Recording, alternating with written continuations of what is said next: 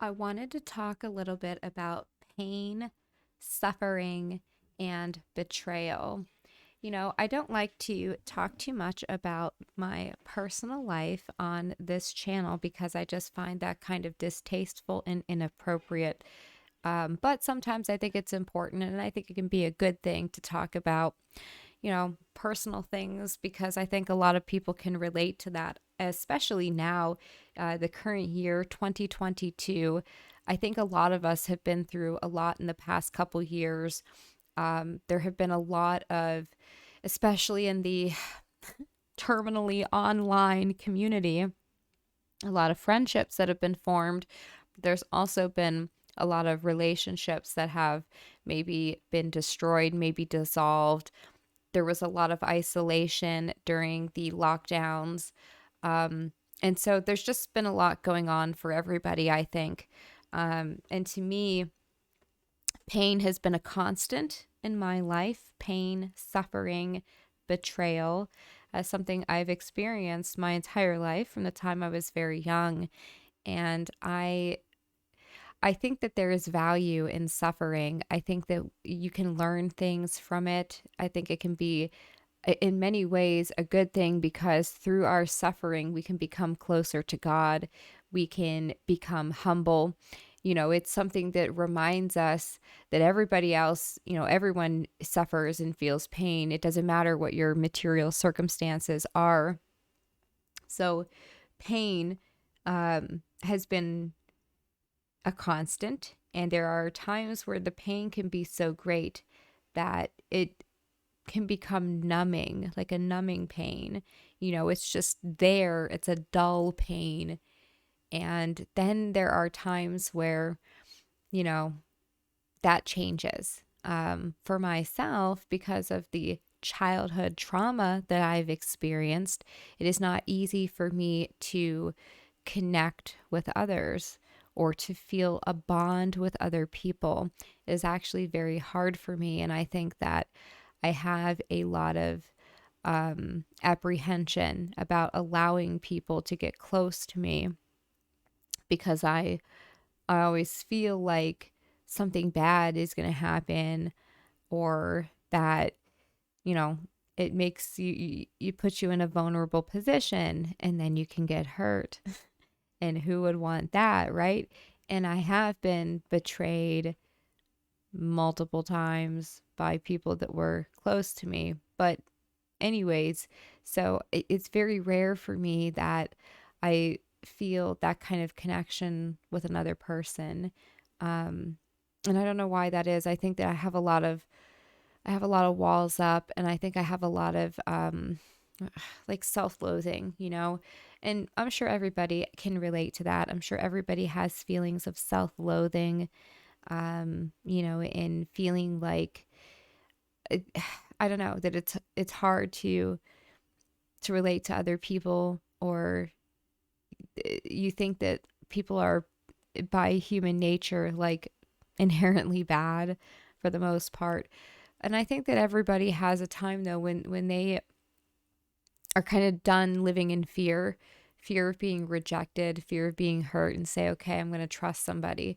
I'm going to let somebody get close to me, and I'm just going to hope that the bad thing doesn't happen. And it just, I've had a situation in my personal life that has been very hard for me. And I'm not going to get into details, but somebody that is very close to me, that became a very close friend, um, lied to me and hurt me.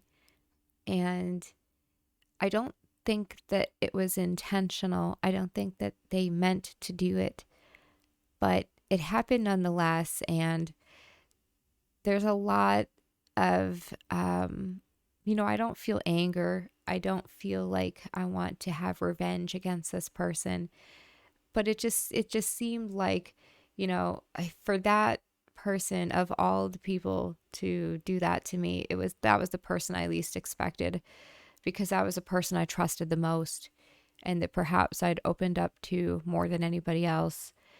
And so, yeah, it just reminded me of this scene from The Godfather. There's two of them. I'm going to play the first one, though.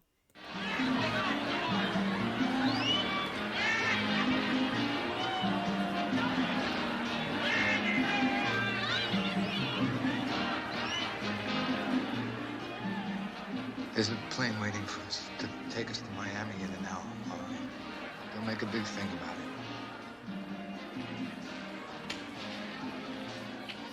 I know it was you, Fredo. You broke my heart. You broke my heart. Yeah, exactly. So, as you guys know, if you've been listening to my channel for a long time, you'll know that I'm half German, half Italian, but I was raised by the Italian side, so I identify more with my Italian heritage, and I was raised in a large Italian family. My father is one of 8 children, and his father, my grandfather, Quintino, was one of 10. And so I grew up with a big Italian family. And so, of course, it's for me, I can relate to, I grew up with the Godfather movies and other similar shows, movies that celebrate our pride and heritage. So I can always relate to, and I think everyone can relate to, there's something, some kind of scene in a movie or something that can relate to a feeling that you're having. And this is one of them. And you can kind of see the, you can see the look in his eyes, right? Like Michael here has discovered that his own brother betrayed him. And when he grabs him and kisses him like that, it's like it's sort of like a symbolic of like how Judas betrayed Christ, right? He betrayed him with a kiss. So it's just like, um, yeah, it's just crazy symbolism. But you can see in his eyes, he's like, I knew it was you, Fredo, and you broke my heart. And that's the thing about betrayal. It always comes from a friend. It's always from somebody that you hold like very dear to yourself. An enemy cannot really betray you. They can hurt you, they can attack you, but they don't have the opportunity to betray your trust or confidence because they don't have those things. You haven't given that to them. So later on, there's a conversation here that I want to play I didn't know all that much. where they're talking about what happened. What about now? Is there anything you can help me out with? Anything you can tell me now? And so Fredo knows he's been, he has been revealed. His treachery has been revealed, and he's sort of just lying there defeated, but trying to, you know, make excuses for himself and his behavior. You got potentially, that's all I can tell you.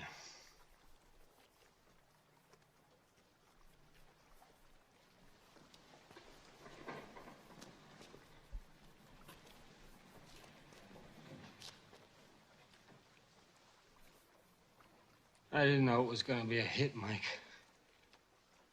I swear to God, I didn't know it was gonna be a hit. Johnny Ola bumped into me in Beverly. And I want you to pay attention to what he says as his sort of reasoning for why he chose to betray the family and his brother specifically. He's sort of trying to make this sound like it wasn't that bad, but listen to the reasoning. Hills. And he said that he wanted to talk. He said that you and Roth were in on a big deal together. And that there was something in it for me if I... Something in it for me. You and Hyman Roth were doing a big deal together, so he's envious. He was jealous. It was his jealousy, his envy that caused him to betray somebody close to him. And that's often the case, isn't it? That's the thing of having these having people that are close to you, yeah, there might be times where people become jealous and envious and then turn around and kick you in the face and spit in your face despite everything that you've done for them. I could help him out. He said that you were being tough on the negotiations, but if they could get a little help and close the deal fast, it'd be good for the family.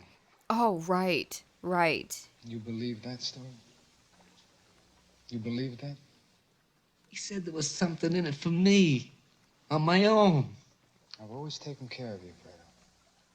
And so that was what Fredo could not abide, that his younger brother was more successful than him, and he was passed over to be the head of the family, but his younger brother wasn't, and was seen as the one that was the smart one, and that upset his vanity, and his ego and his pride.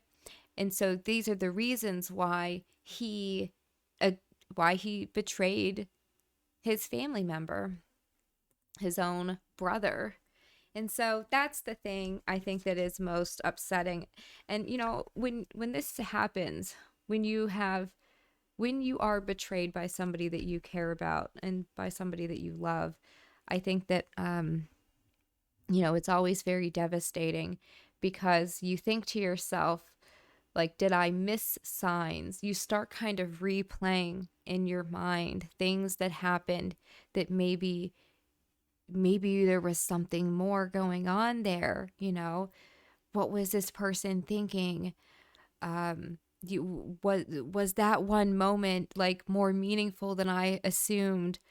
Was there, you start kind of thinking, did I do something wrong? Is there something wrong with me?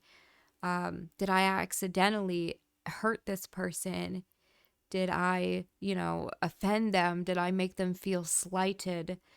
Did I not properly appreciate the friendship? Did I take their love for granted?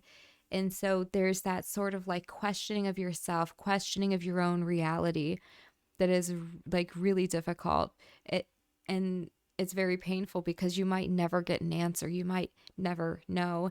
And when you are hurt and betrayed by somebody that you love, that you care about, there's an investment that you've made. You've invested your confidence, your time, your self-esteem, your trust, everything.